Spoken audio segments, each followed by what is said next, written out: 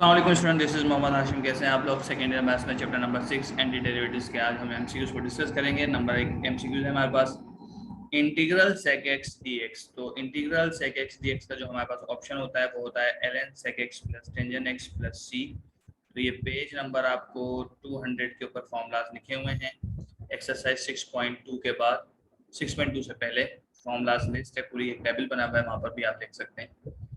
अच्छा जी, इसके बाद लिखा हुआ है a x plus b whole power n d x if n is equal to 1 a is not equal to 0। It means that कि एक रियल नंबर है जो कि 0 के अलावा कोई भी नंबर हो सकता है, बट यहाँ पर n की वैल्यू 1 है। और आप ये बात जानते हैं कि जो पावर रूल होता है वो सिर्फ n की वैल्यू -1 के ऊपर वैलिड नहीं होता, n के अलावा कोई -1 के अलावा कोई सी भी पावर उसके ऊपर पावर रूल वैलिड होता है। तो अब यहाँ पर मामला ये है कि आपके पास यहाँ पर n की वैल्यू 1 बता दी गई तो पावर रूल अप्लाई कर सकते हैं। बट यहाँ पर देखें, अगर होल ब्रैकेट के अंदर जो डेरिवेटिव लेंगे तो उसका आंसर आएगा a।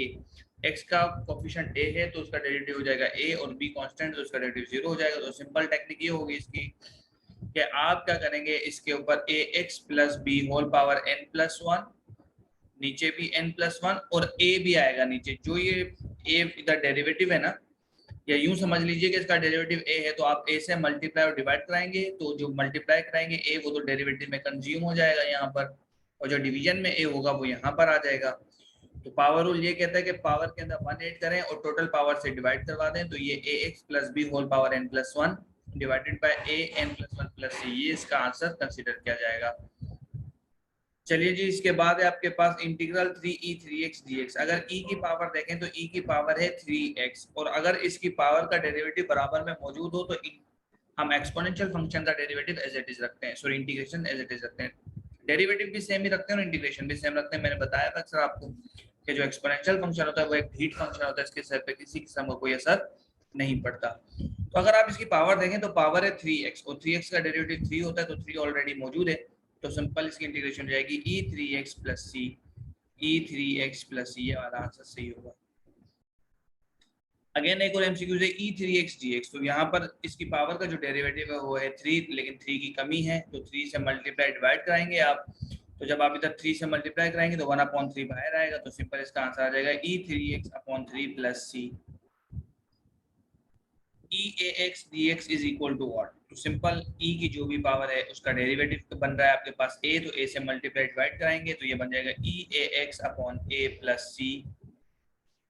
तो सिंपल टेक्निक ये है कि अगर e का जो पावर है उसका डेरिवेटिव बराबर में मौजूद नहीं है तो जो x का कोफिशिएंट है उसको डिवाइड करा दें, फंक्शन को एज इट इज रखें और प्लस c लिख दें। जैसे यहाँ पर था e की पावर 3x, तो x का कोफिशिएंट है 3, तो 3 से डिवाइड करा दें, e3x को सेम रखें प्लस c कर दें।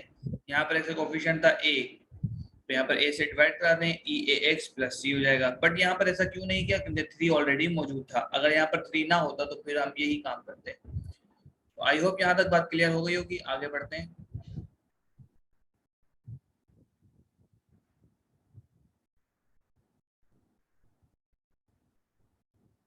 इसके बाद आपके पास जो एमसीक्यूज है वो ये है, लिखा हुआ है e(x²) 2x dx। तो इस e का जो डेरिवेटिव है वो कितना बन रहा है? x² का डेरिवेटिव होता है 2x, तो 2x ऑलरेडी यहाँ मौजूद है, तो सिंपल e(x² प्लस c इसका आंसर आ जाएगा।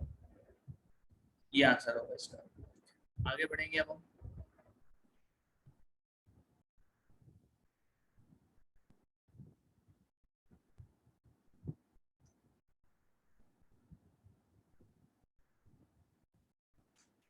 अच्छा जी, अब आपके पास जो एमसीक्यूज है वो ये है कि आपके पास यहाँ पर अगला जो एमसीक्यूज है इसको हम डिस्कस करेंगे।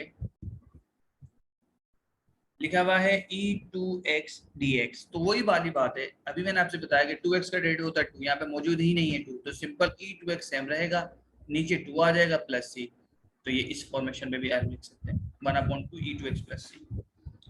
ln ex, तो ln की प्रॉपर्टी होती है कि जो पावर होती है उसको आप नीचे उतार सकते हो। तो ln ex में इसको मैं लिख सकता हूँ x ln e, और ln e बराबर 1 के होता है, और x की इंटीग्रेशन हो जाएगी x² plus c, x²/2 plus c, क्योंकि जो पावर होगी वो नीचे भी आएगा 2। यहाँ पे देखें ये वाला यूं समझ लो जुगाड़ी बात कि e और ln कट गया, बाकी बच गया x, और x की इंटीग्रेशन कितनी जाएगी? x की पावर 1 है, पावर रूल लगाएंगे, 1 में 1 ऐड करेंगे 2, 2 से डिवाइड भी कर देंगे प्लस c, आंसर आ जाएगा। अच्छा, इस एमसीक्यू में थोड़ी सी मिसप्रिंटिंग है, ये लिखा हुआ है sin x dx। तो साइन की इंटीग्रेशन होती है minus cos x. And anti derivative of function is also called integral. And anti derivative of function is also integral, एक ही बात है। चलें जी, इससे आगे बढ़ते हैं।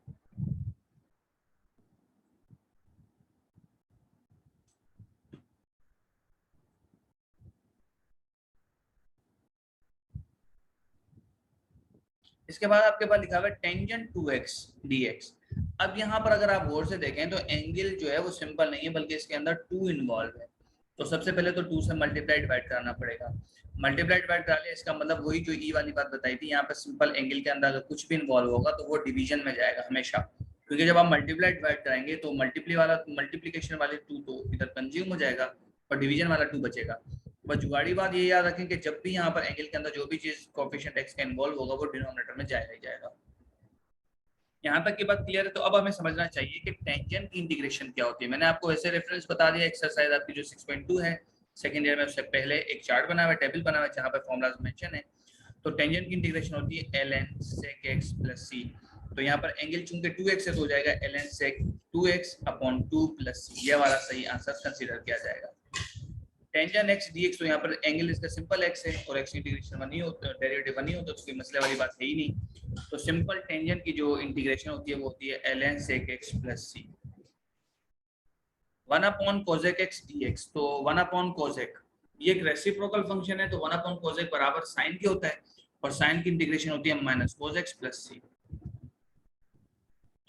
2x plus 3 whole power 2 upon 3 dx। तो सिंपल अगर आप इधर गौर से देखें तो अंदर जो फंक्शन लिखा हुआ वो लिखा हुआ है 2x प्लस 3। तो 2x प्लस 3 का जो डेरिवेटिव बनेगा वो 2 बनेगा, यानी कि 2 तो डिवीजन में आना ही आना है। अब यहाँ पे होल पावर है 2 अपॉन 3, तो इसकी पावर ऐड करेंगे प्लस 1 करेंगे तो हो जाएगा कितना 5 अपॉन 3।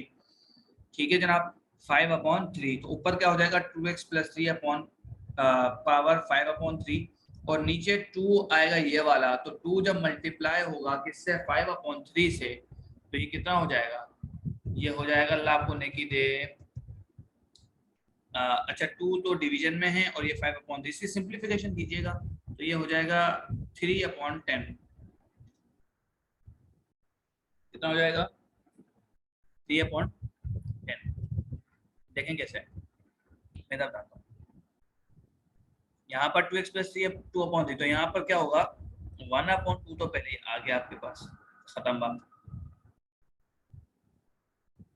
और अल्लाह आपको नेकी दे, अब यहाँ पर जो इसके ऊपर पावर रूल आप अप्लाई करेंगे तो कितना हो जाएगा 2x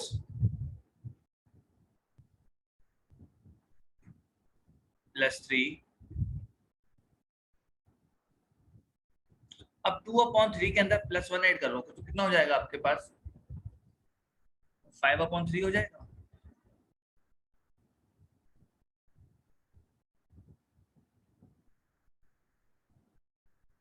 और ये भी 5 अपॉन 3 हो जाएगा।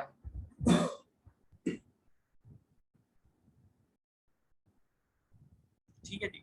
और ये 5 अपॉन 3 को जब आप ऊपर लेकर आएंगे तो ये रेसिप्रोकल हो जाएगा, उल्टा हो जाएगा। तो 3 अपॉन 5, 3 अपॉन 5 होगा तो 3 वन 3 हो जाएगा और 5 को 2 से मल्टीप्लाई कराएंगे तो ये 10 हो जाएगा। और 2x प्लस 3 की होल पावर यही रहेगी, प्लस c आ जाएगा एंड में। तो असल फैक्टर ये वाले चीज थी जो आपको समझानी थी कि 3 अपॉन 10 कैसे बनेगा।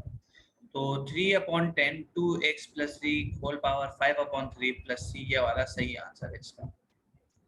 अच्छा जी, इसके बाद का एमसीक्यूज डिस्कस करते हैं। ये आई हो आपको क्लियर हो गई होगी बात।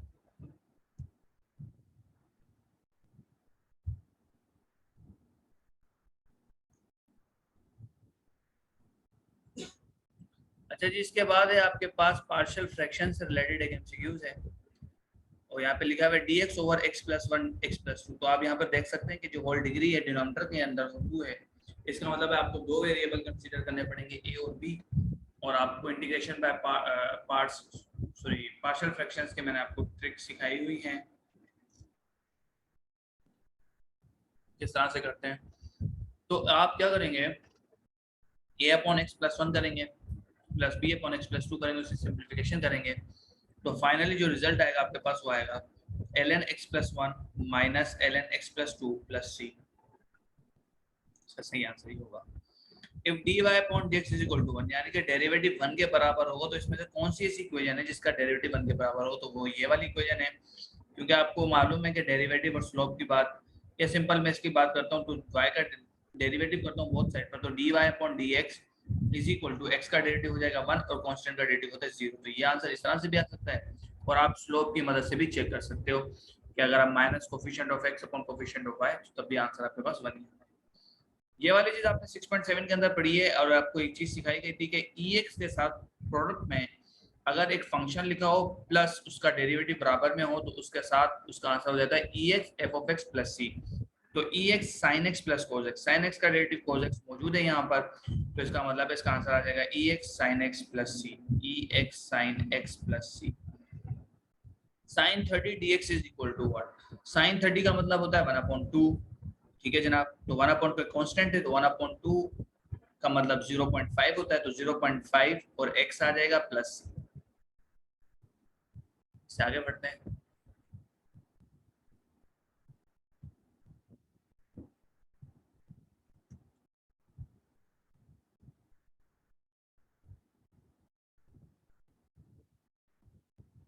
इसके बाद एमसीक्यू है हमारे पास sin 90, तो sin 90 होता है 1, और यहाँ पे 1 dx इंटीग्रेशन करेंगे तो सिंपल x आ जाएगा, और x प्लस c इसका आंसर होगा।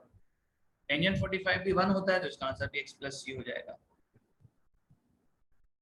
अच्छा, sec x tan x dx की इंटीग्रेशन होती है sec x प्लस c। ये भी मैं बता चुका हूँ, टेबल है वहाँ पे देख सकते हो। सिंपल है, ये देख लो कि sec का जब डेरिवेटिव लेंगे तो आंसर कितना आएगा, sec x tan x, तो यहाँ पे मौजूद है इंटीग्रल के अंदर, तो यही इसका आंसर होगा। X square plus 2x denominator में है और नोमिनेटर में 1 प्लस एक्स dx। अगर नीचे देखें गौर से तो होल पावर 1 है, तो इसका मतलब जब डिनोमिनेटर में होल पावर 1 होती है तो ऊपर तो लेकर ही नहीं जा सकते आप। ऊपर लेकर जाओगे तो पावर नेगेटिव 1 हो जाएगी, और नेगेटिव 1 के ऊपर पावर भी वैलिड नहीं होता। फिर आप देखते हैं क्या नीचे वाले फंक्शन का डेरिवेटिव ऊपर मौजूद है, तो नीचे वाले फंक्शन का डेरिवेटिव बन रहा है 2x प्लस 2, ऊपर मौजूद है 1 प्लस एक्स। तो अगर मैं 2 से मल्टीप्लाई डिवाइड करा दूं तो यहाँ पर 2 आ जाएगा, यहाँ पर 2x हो जाएगा, और 1/2 बाहर आ जाएगा। बेहतरीन हो गई यहाँ तक बात। जब 1/2 बाहर आ गया, तो जब नीचे वाले फंक्शन का डेरिवेटिव न्यूमरेटर में मौजूद हो तो क्या आ जाता है, ln आ जाता है मेरा शराते। तो ये बन जाएगा 1/2 ln, और नीचे वाला function as it is x square plus 2x। Property ये कहती है कि ln के साथ जो कोफिशिएंट है वो पावर में कन्वर्ट हो सकता है, पावर से नीचे भी उतार सकते हो, नीचे से ऊपर भी लेकर जा सकते हो। लिफ्ट का काम दोनों होते हैं, नीचे से ऊपर भी लेकर जाना, ऊपर से नीचे भी लेकर आना। तो ln यही काम करता है लिफ्टिंग का, नीचे से ऊपर, ऊपर से नीचे। तो अब आपके पास ये जब चीज ऊपर चली जाएगी 1/2, तो ये अंडर रूट बन जाएगा। तो ln x square plus 2x plus c under root के अंदर आके ये वाला आंसर सही कंसीडर किया जाएगा इसका।